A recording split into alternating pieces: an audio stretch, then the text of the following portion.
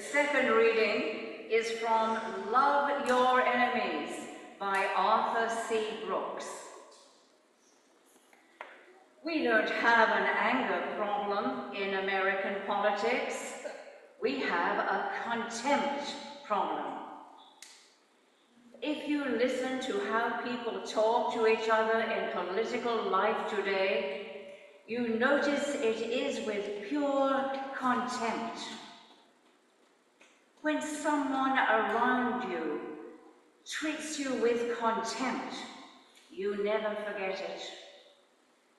So if we want to solve the problem of polarization today, we have to solve the problem of contempt. I sometimes collaborate on writing projects with the Dalai Lama. Recently, I was thinking about this contempt problem, and I said, "Your Holiness, what do I do when I feel contempt?" He said, "Practice warm-heartedness. Practice warm-heartedness." I started thinking about it, and it's true. When I do that, when we do that, when we have leaders who do that, it's utterly world-changing. You can show strength if the next time you hear contempt, you answer with warm-heartedness. If you're heading to sainthood, that is.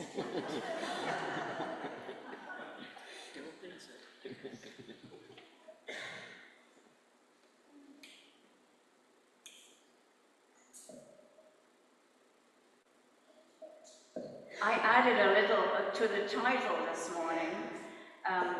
The title of my sermon is Confronting Our Culture of Contempt, and I added, with tolerance. With tolerance. Condolences, everyone, upon losing a great opportunity to make our nation a more just society. Perhaps in 4 more years we'll succeed. Let us hope. Regardless of which side would have won the election, Democrats or Republicans are all still a nation divided. The root cause of this division is contempt. Experts tell us that contempt is the root cause of all the conflict around the world, including, for example, the Israel and Palestinian conflict. In our country, it was not always this way. In the fairly recent past, Democratic and Republican politicians lunched together and reached across the aisle to solve the nation's problems and create much-needed programs and laws. Whatever happened?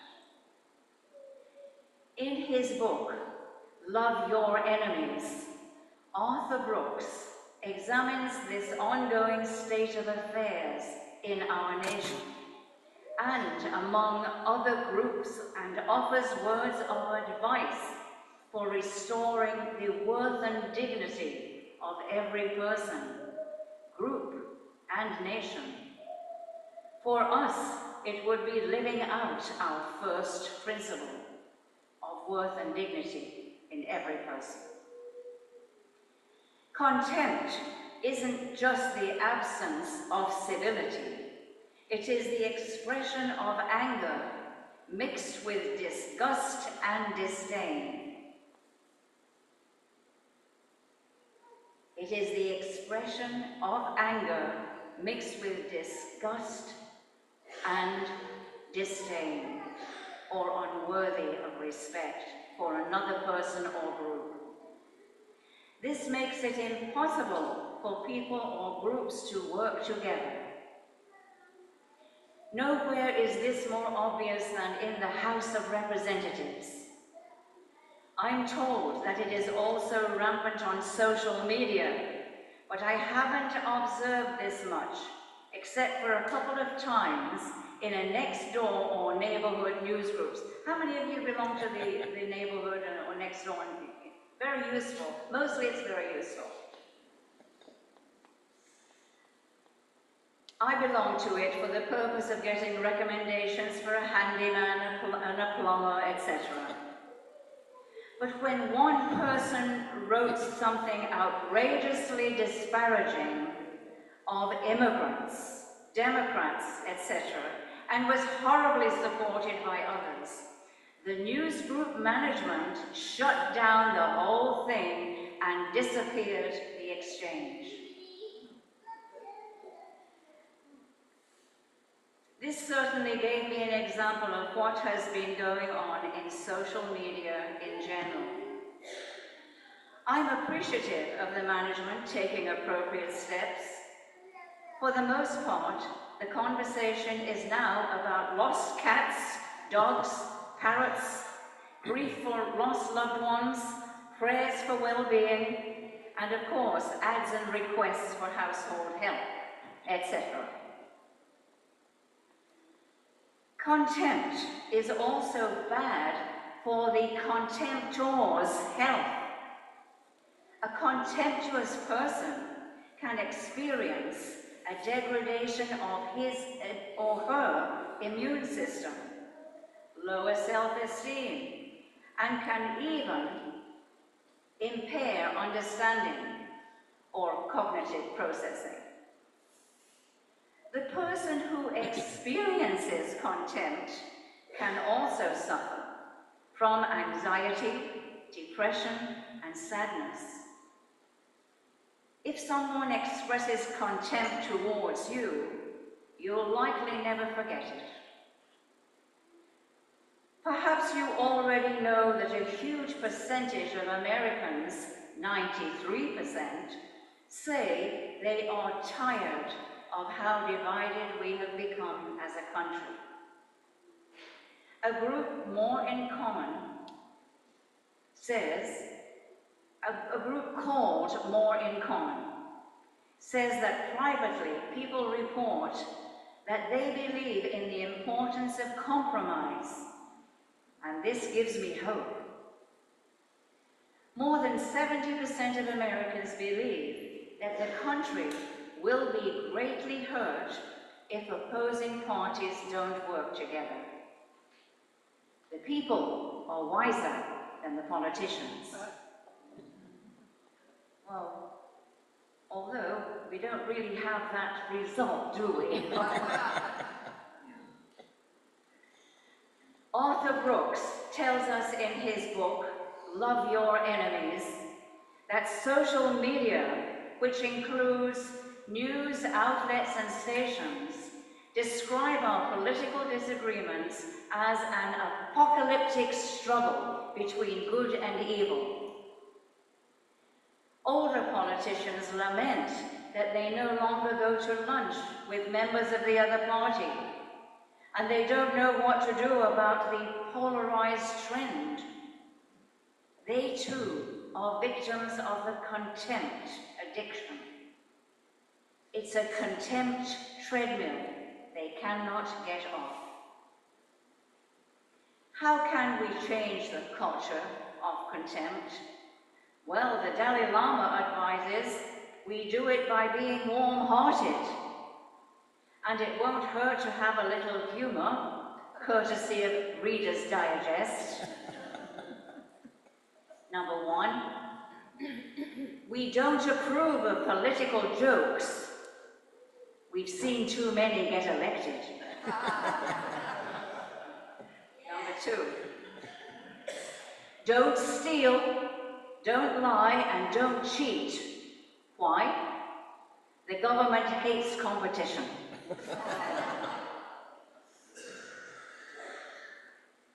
You've heard the old adage, if you want to change the world, change yourself. Well, this is true. But it's also true that it's good to understand the world of our peers. 4 years ago, I gave a sermon around election time called Bridging the Political Divide, where we looked at what is held dear by conservatives and by liberals. To remind ourselves, let's look at what conservative Arthur Brooks sees as the different expressions of compassion in the two political groups. He writes, liberals tend to show compassion for the weak by providing them with basic human needs like housing, food, and healthcare.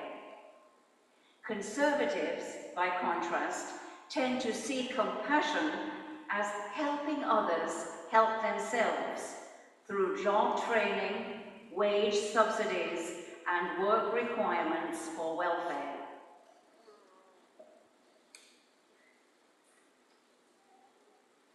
When large numbers of conservatives and liberals are surveyed regarding government-supported programs, 95% of conservatives said that government support for the poor should require work of some kind, and 78% of liberals agreed.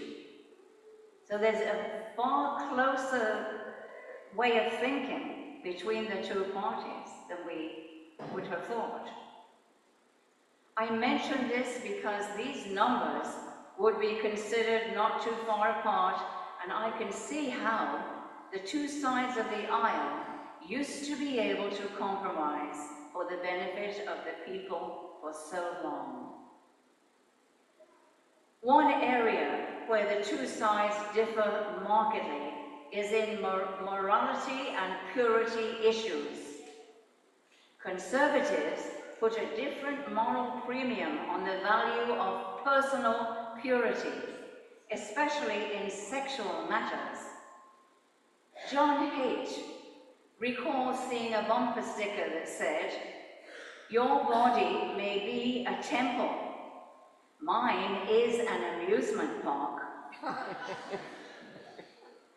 The driver was thus advertising his liberal perspective. Where liberals and conservatives differ most is in displays of patriotism. When a conservative was asked what he thought of burning the stars and stripes, he responded, "Treason." When a liberal was asked the same thing, he responded, "Inadvisable." Inadvisable. Some weeks ago, I noticed quite a few Trump signs in my neighborhood. When Kamala was nominated, I immediately ordered her signs, and I had someone install a nice big Stars and Stripes flag by my house. Later, I also got some small flags, and I put them in a circle around my Harris Walls signs. I thought it might befuddle the conservative neighbors that a liberal is patriotic. Alas, I did not think Democrats would lose. The day after the election, I got on the Third Act website of Bill McKibben to commiserate with them. Bill said, "I feel gobsmacked. I definitely misjudged where the American people were." So many of us did. He was echoing many of us. He had few words of comfort, but a famous meditation teacher led us wonderfully towards healing ourselves from the election trauma. Bill McKibben, by the way, is an environmentalist and author educator. Arthur Brooks writes, All of us, regardless of where we sit on the political spectrum, care about social morality. That is, treating others with fairness and compassion. And this is where we can come together without hesitation if the political climate will allow it going forward. The two sides have to focus on what they can agree on and not attack the other where they disagree and call the other evil. They've done it in the recent past, and they can't let manipulative leaders in politics and media who use the moral dimensions where we disagree as a wedge to divide us and fuel contempt.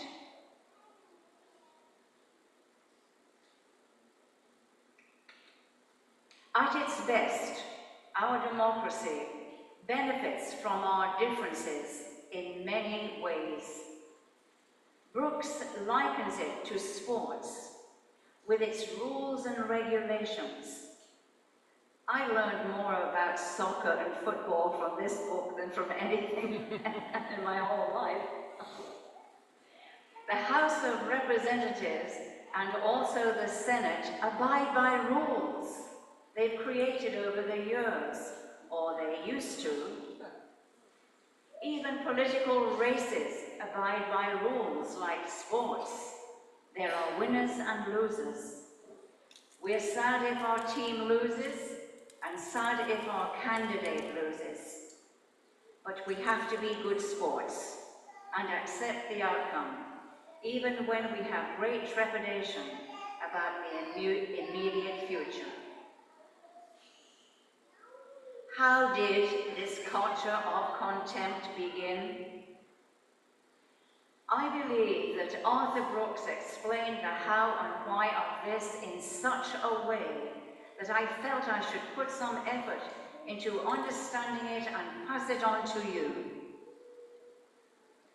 Arthur began his career not as a very famous economist, but as a lowly French horn player in an orchestra in Barcelona, Spain. He tells us that conductor after conductor were sadistic bullies, sometimes reducing men or women to tears with their biting criticism. Arthur was astonished that musicians didn't complain but took the bullying. When he inquired of his fellow musicians as to how they felt, he heard time and again that the lazy musicians had to have someone like these bullies if they were to play their best.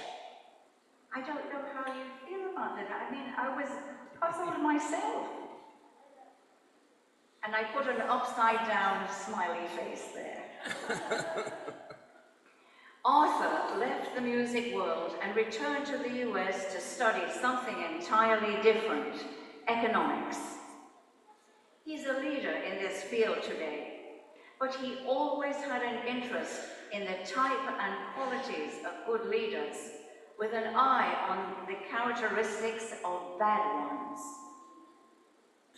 A leader you would not want to work for is called a coercive leader.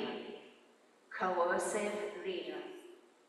This is the one described in a famous historical text called The Prince. The Prince by Machiavelli, in which he famously advised, "It is much safer to be feared than loved." This type of leader creates a reign of terror, bullying and demeaning his executives, roaring his displeasure at the slightest misstep. Arthur immediately recognized his Barcelona conductors as this type of leader. He writes, "Such divisive, coercive political leaders can be appealing during times of national despair, when voters want to change the status quo. If people are convinced that crisis is being ignored, a coercive leader might be just what they want, at least for a little while. Sound familiar? I'll try to summarize this, for I think it might help us understand our fellow citizens better. Arthur Brooks writes, in the decade before the 2016 presidential elections, Americans had been through an economic crisis worse than anything since the Great Depression of the 1930s. I believe this crisis was precipitated by the 2008 bank debacle. Millions lost their homes or jobs, or both. We've forgotten about this. I have forgotten. Huge swaths of people felt left behind by the economic recovery and forgotten by the political classes in Washington, who were offering them no solutions and didn't seem to care much about their plight. Neither conventional conservatives nor Democrats grasped this situation. Democrats blamed the income inequality, and conservatives emphasized entitlement reform, which didn't help them. What wasn't understood was the loss of dignity. Loss of dignity. No work, no dignity. There were no jobs for these working class folks. Bernie Sanders on the Democratic side was one who understood their situation, and Donald Trump capitalized from it on the right. Bernie, of course, didn't get the nomination, so it was Hillary Clinton for the Dems, and the rest is history, as they say. Arthur Brooks tells us that coercive leaders can persist for a long time. Sooner or later, such leaders destroy trust and morale. No one tells the boss the bad news for fear of being blamed. This happens in the corporate world. Just as it does in politics, it happens in the corporate world. Coercive leaders come at a high cost. Cruelty, chaos, and a culture of contempt. It will be interesting and perhaps distressing to see the outcome of yet another 4 years of coercive leadership. What can we do to help lessen the grip of contempt in our culture? Arthur Brooks advises us, go find someone with whom you disagree. Listen thoughtfully and treat him with respect and love. This is what the Dalai Lama calls warm-heartedness, treating people with respect and love. However, I believe there's a more common practice we must take on before warm-heartedness can be effectively embraced, and that practice is tolerance. Tolerance. Tolerance is something more familiar to us in our everyday lives. Love is the spirit of this church, we say sometimes in our services. Our 7 principles orient us to worth and dignity, love and compassion, peace and justice, embracing a healthy environment for the interdependent web of all. But the active ingredient for our moving forward in our human relationship is the practice of tolerance. For this is the stepping stone to love. Tolerance is the stepping stone to love. Tolerance is the activating force for a more respectful, peaceful society. And I do so hope that you get to look at that book. It's a children's book, but I tell you, it's a book, it's called Tolerance, that Susan read today. but it's worth reading. We all need to read that book, every age. In 2020, I advise us to listen to the better angels of our nature.